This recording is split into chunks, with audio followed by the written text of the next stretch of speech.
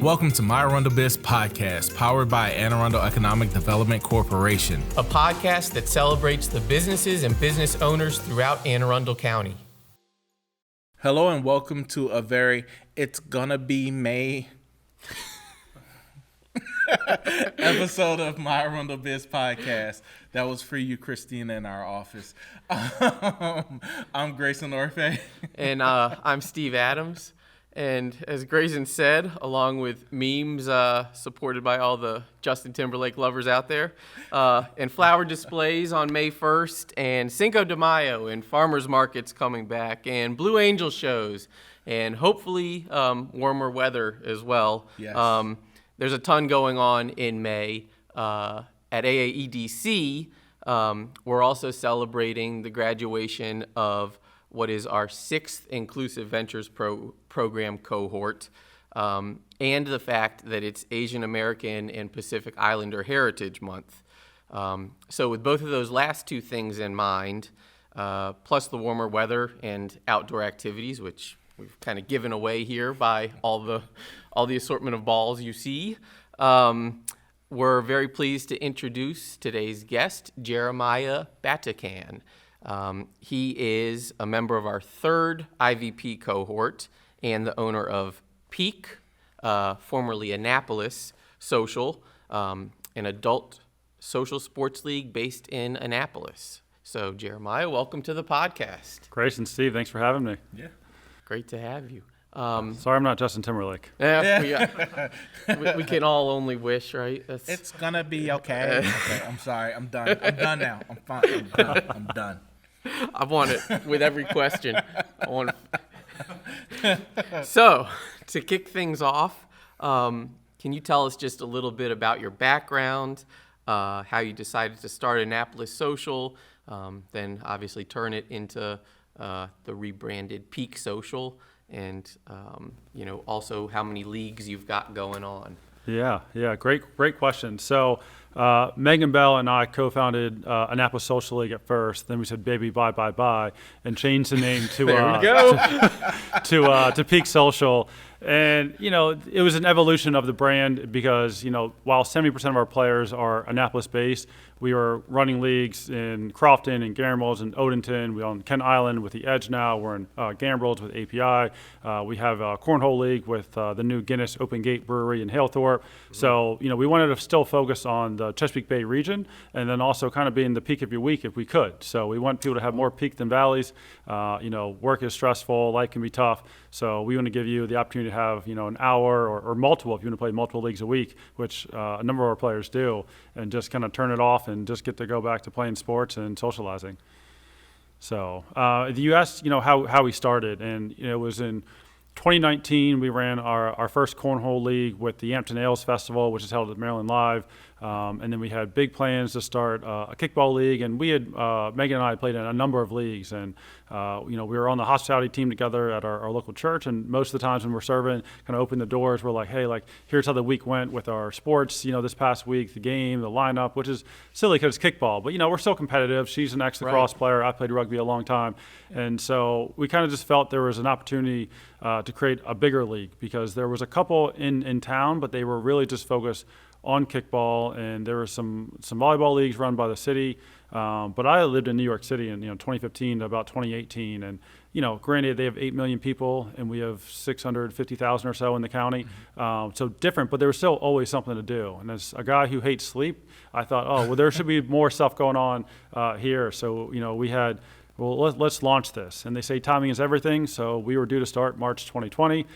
We had, 6 to 8 teams already pre-signed up for the league, and then we all got the announcement from Hogan, let's all go home and learn what the term, social distancing means. Right. So, it took us a little while to get started. We did kick off that October with about, 6 teams of mostly our friends, with mass outdoors playing kickball. So we went from 72 players, and now we run about 500 kickball players in Annapolis, Holy on cow. Thursday nights, about 450 when we were hosted on Wednesdays in the spring and the summer. So it's been a great evolution. And for a number of leagues, we started with just one, with kickball. We moved to bowling later that year. We actually have been running with an axe throwing league with chill axes. And I got in trouble on a podcast once. I couldn't remember all these at the top of my head. So this time I wrote them down. Good. So addition to that, we have cornhole, we have volleyball, we have soccer, bocce, pickleball, dodgeball, tennis, basketball, floor hockey, golf, curling, sailing, ultimate frisbee, and touch rugby so far. Wow. So, Man. yeah. Pickleball, that's that hot new craze. So Pickleball is crazy. That's good that you got it. That league sold out so fast that we had just a number of people emailing us and DMing trying to get in.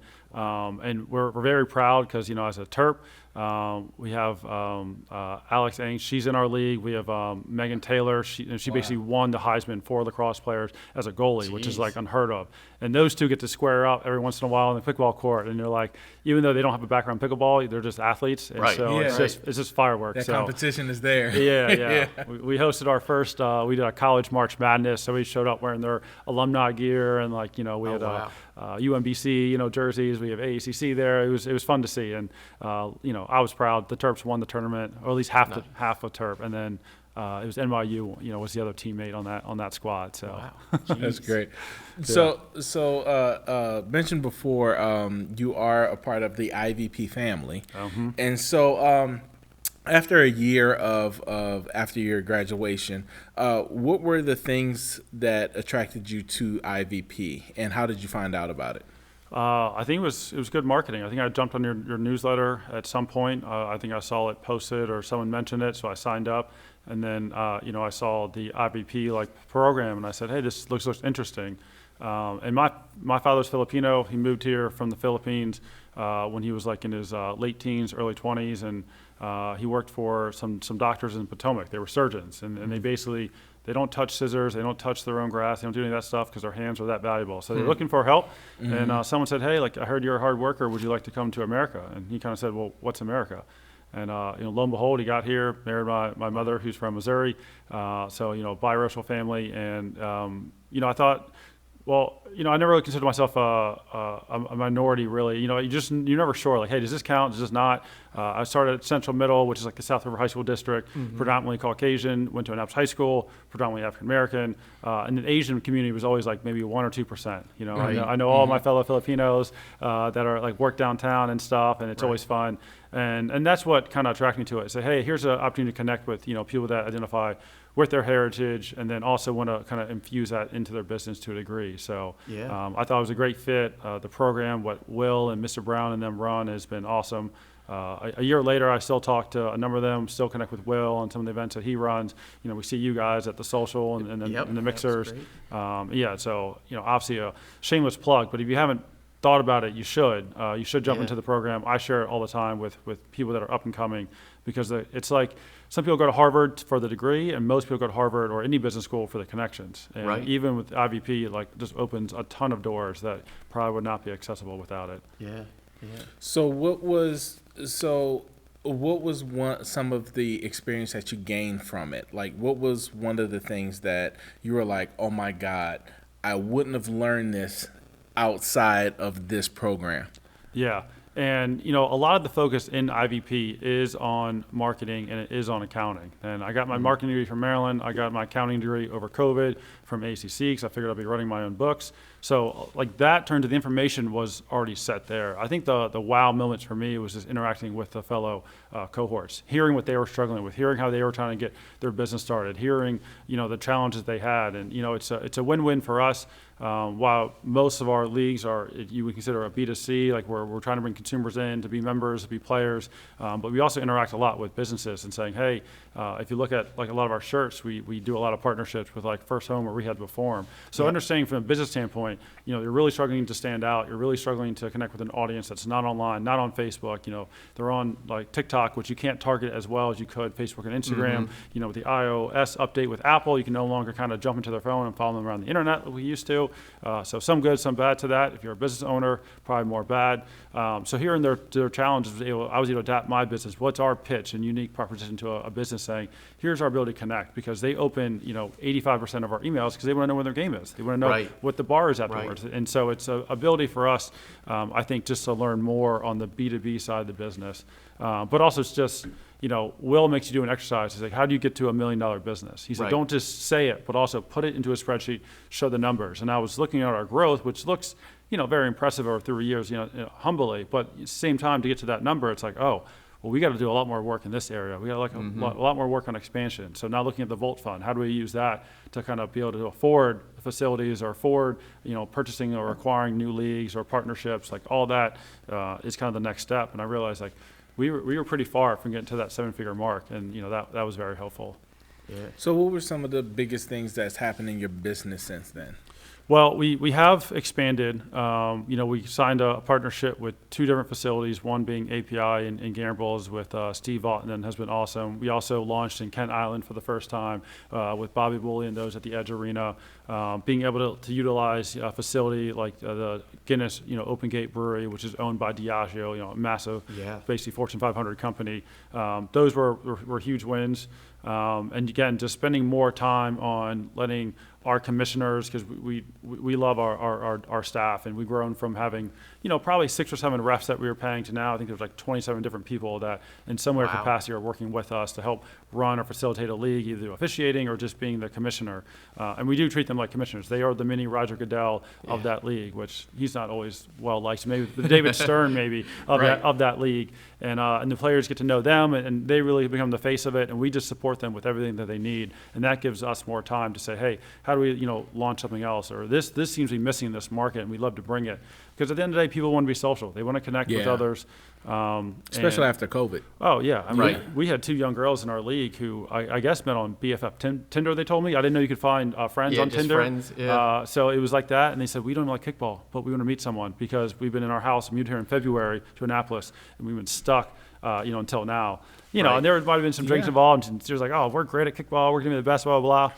They weren't great at kickball, but they were great at socializing. And they were always out, and the players loved them. They loved the new players. It's about fun. It's about fun. And I mean, from looking at your guys' social media all the time, I know it seems like you really practice what you preach in terms of being open to any and all people, whether they're pretty serious about the sport or really just looking to do a lot of socializing. So that's great. Absolutely, you have to. I mean, our first rule is to be kind, and because no one is getting paid to play any of these sports that are coming out. And so, like I mentioned, the size of our kickball league, we actually have 3 divisions, which seems silly, but we have our Peake division, which is like we have some ex-baseball players and elite athletes. Our social with people that they want to play and keep score, but they're not taking it too seriously. And then super social, and that's if they get on first base like once in the season, like they're thrilled. They're throwing a party, and it's awesome. And so.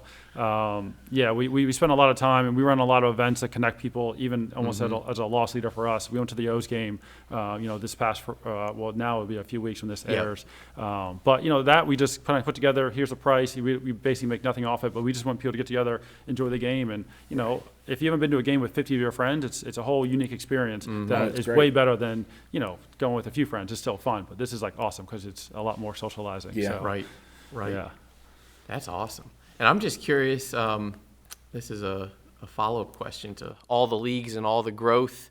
How do you go about finding facilities and fields? And I'm sure and keeping track of it too. I'm sure that's pretty nuts. Yeah, absolutely. I mean, it's like, I told Megan, like, you almost treat that like a sales role too. Just like we go after partnerships and sponsors, going after a field is almost the same approach. Like, luckily that we do. Like, if you play in our league, and you win the league, we write a check to a nonprofit that you get to choose. So every time you play, you actually connect that with a purpose. And so it introduces a lot of players and teams to charities or nonprofits they never heard of, because even though they're going at it at the field, they're saying, oh, well, who are you guys playing for? Oh, SPCA or Boys and Girls Club or Maryland Riding, Therapeutics, so things like that. And then those charities will email us back saying, oh, here's some pictures or photos, here you're supporting, and we ship it to the players.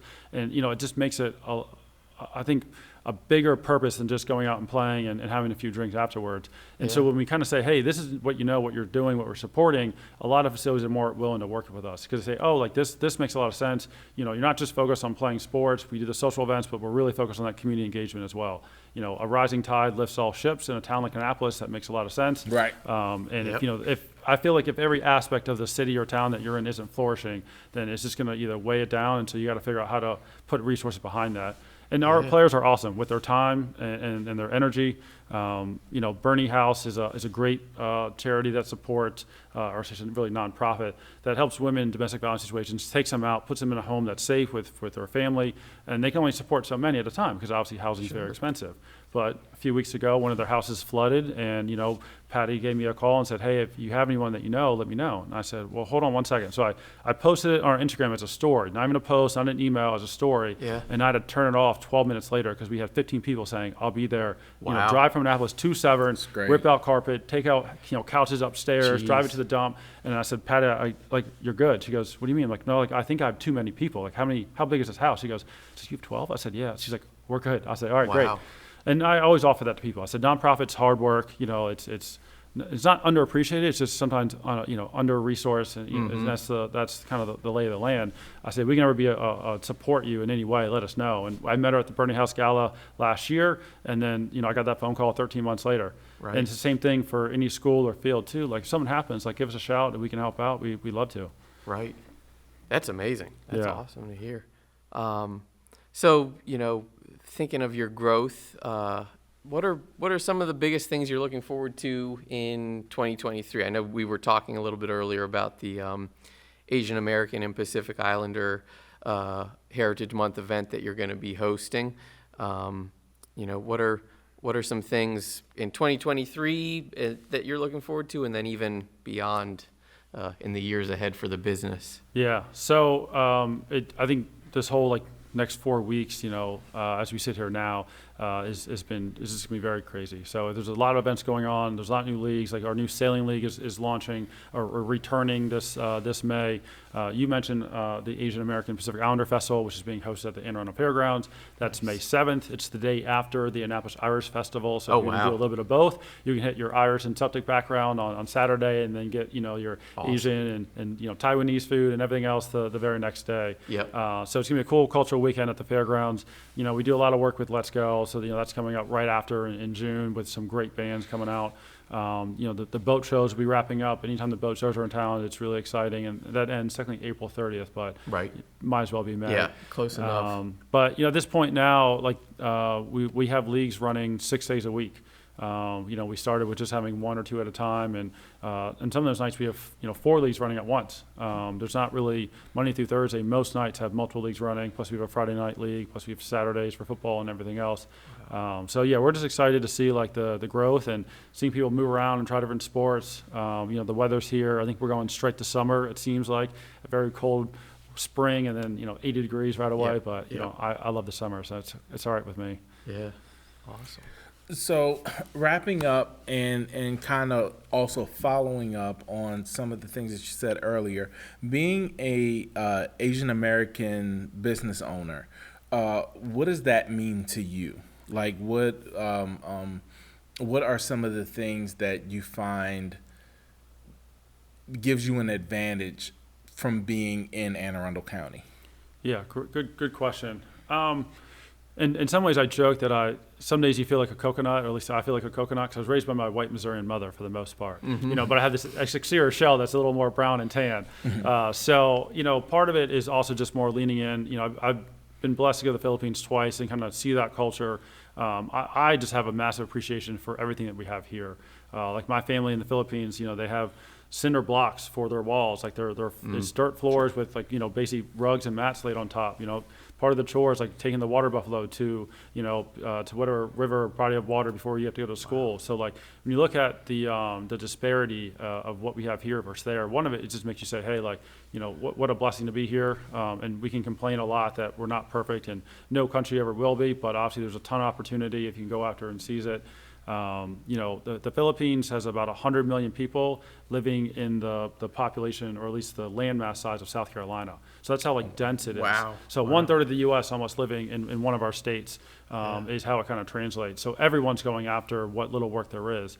And so, here it's, I kind of feel like every day it's my responsibility to take advantage of what's out here. We live in one of the greatest counties in Maryland in terms of a lot of things, like being the home of the Capitol, being home of a very high average household income, the Naval Academy, St. John's, everything that we need between DC and Baltimore's right there, the water with the Chesapeake Bay. Like, there's not a lot to complain about for the most part, other than traffic, which we can all complain about. Yep. So I feel like that bleeds into how I kind of approach most days. It's not that I have to do this. It's I get to wake up and I get to do this. Right. So there's always that opportunity that we're provided, I think, living here versus a lot of places in the world. Yeah. It's always a blessing. It's definitely a blessing. So what top tips would you give to business owners that are in Annapolis, or I'm sorry, in Anne Arundel County, and they're looking at you and like, oh my God, this guy did it. How do I even do it? How do I start? That's a great question. First off, do your research. I always find reach out to a business owner who's doing what you do. Unless you have something truly proprietary that no one else is doing, I feel like you're not reinventing the wheel. And if you're doing something local that's more hyper-local, like what I do here, I called other people that run leagues in different parts of the country. Right. Because there's little chance I'd ever be competing with them. And so a good friend says, hey, I know the guy that runs a major soccer league down in New Orleans. He's like the guy about soccer. And so we chatted. He goes, here's what's worked, here's what doesn't, here's what I did. Our shirts now, we make our own because, hey, he said, buy it yourself, do it your own, because that way when people come in late and all that stuff, you're not paying the crazy upcharge and things like that. I was like, it just clicked. And then, you reach out to him. WACA was one of the biggest kickball leagues in America, doing multiple millions of dollars. And, they kind of have gone on the decline lately, but one of the founders I realized had left. And so when I tell people to reach out to a business owner, you got to figure out, well, how can you make it worth their time? And a guy like that, I can't give him enough money to make it worth it. So what I usually do when I reach out to a business owner, I say, hey, is there a nonprofit that I can donate to?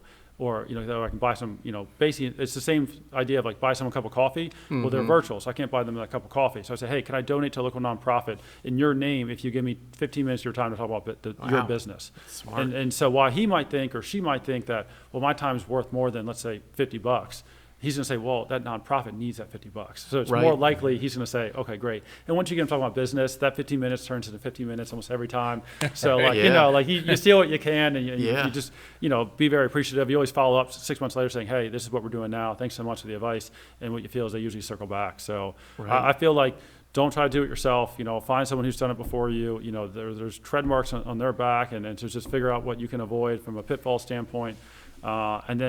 And just be aggressive, I'm not a patient person, so, I always I think it's a virtue, but it's not one that I like to follow.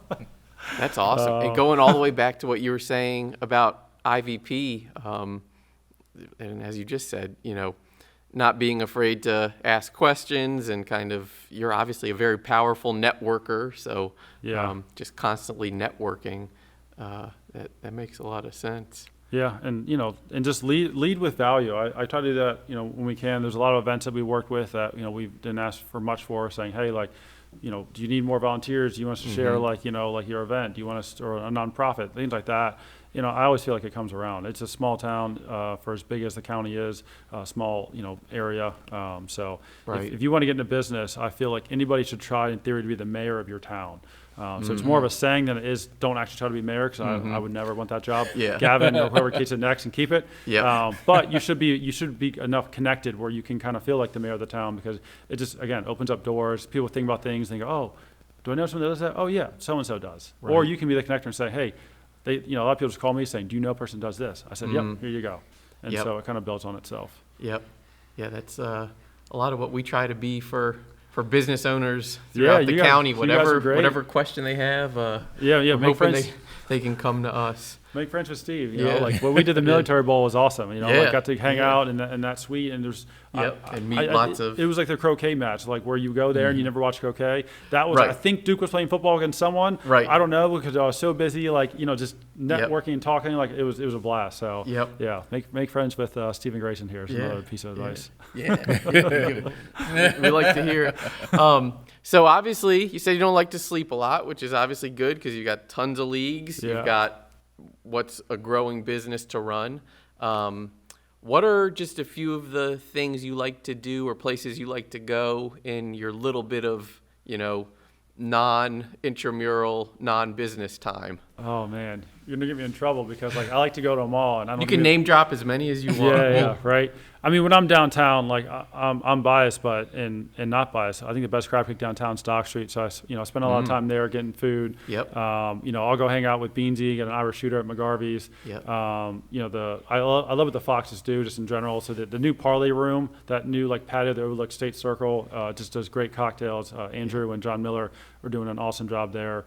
I got to stay on the field. So when you play with these sports, and I mentioned I played rugby for 10 years. The body does not keep up like it used to. Mm-hmm. So I spend free time at Rehab to Perform and mobile stretch therapy with Stephanie Disc. So taking care of your body is also important. Yeah. And anytime I get in the water is awesome. The sailing school was new to me. I'd never been there until last season when we launched the sailing league.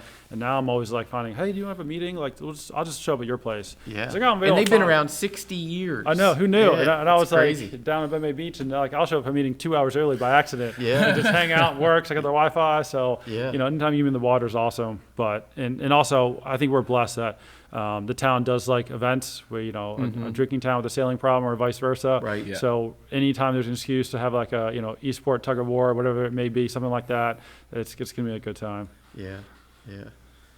That's all good stuff. We're always saying when we're talking with guests that pretty much anything you can think of in Anne Arundel County, it has it within 30, 45 minutes. Exactly. Which is awesome, and I think a blessing that a lot of other areas don't have. So I guess just to close things up, if you could just tell everyone out there where to follow you guys, whether it's wanting to see what leagues you have, wanting to just do some of the social events, where's the best place to go? Yeah, I mean, our website is peakesocial.com. Facebook, we're also Peake Social. Our Instagram is still Annapolis Social. Okay. I created the Peake Social account and then got locked out, and I've had 50 phone calls with Facebook saying I need you to unlock this, and I've gotten nowhere. And I say, I know it's not your fault, the person I talk to, but you're a $150 billion company. You guys think you would have this figured out by now. And they always say, well, that's a Facebook problem and we're Instagram, or vice versa. I said, you're the same company. You're all called Meta now. I mean, so if you can build another world, you can figure out someone's password. Right. I would spend more money with you. So, I just spend the money locally with advertising here instead. So. Right. Yeah, it's obviously in my role. I know social media is an ever-evolving field. So on that subject, everyone out there, just a reminder that you can watch this episode and any of our past podcast episodes on YouTube and Facebook. And then you can actually also watch them on Spotify, as I keep reminding. And you can listen to them wherever you get your podcasts. And please also be able to follow us on Instagram, LinkedIn, Twitter, for not just podcast news and promotion, but all sorts of grant and loan opportunity news and just all sorts of news on economic development throughout the county. And we'll see you next time.